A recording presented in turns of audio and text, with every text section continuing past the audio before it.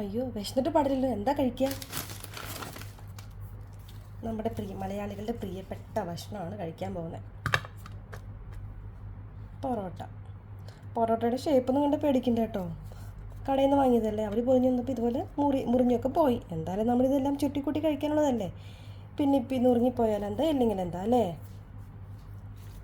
ഇനി നമുക്കിതിൻ്റെ കൂടെ സ്പെഷ്യൽ എന്തായിരിക്കും? പൊറോട്ടയാണെന്ന് പറയുമ്പോൾ അതിൻ്റെ കൂടെ എന്താ എല്ലാവരും കഴിക്കുക? യെസ്, വേറെ ഒന്നുമല്ല, നമ്മുടെ ബീഫ് കുട്ടൻ, ബീഫ് റോസ്റ്റ് എന്നാണ് ഇങ്ങനെ പറയാം. യെസ്, ബീഫ് റോസ്റ്റാണിത്. ഇപ്പം നിങ്ങൾ വിചാരിക്കേണ്ടത് ഒരു പൊറോട്ട കൊണ്ട് എന്താവാന്ന്. ആക്ച്വലി 2 പൊറോട്ട വാങ്ങിയതാണ്. ഒരെണ്ണം കൊണ്ടുവന്ന പാടെ കഴിച്ചു. വിശപ്പ് സഹിക്കാൻ പറ്റുന്നുണ്ടായില്ല.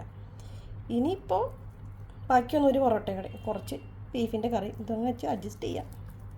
അപ്പോഴേ തോന്നുന്നു വീഡിയോ എടുത്തല്ലോ ഒന്ന്. അപ്പോൾ നമുക്ക് കഴിക്കാമല്ലേ. ഒരു കഷ്ണം ചെറിയൊരു പീസ് എടുത്തിട്ടുണ്ട് പൊറോട്ടയുടെ. എന്നിട്ട് ഒരു കഷ്ണം ബീഫിലിങ്ങനെ എടുത്തിട്ട് വാവ്,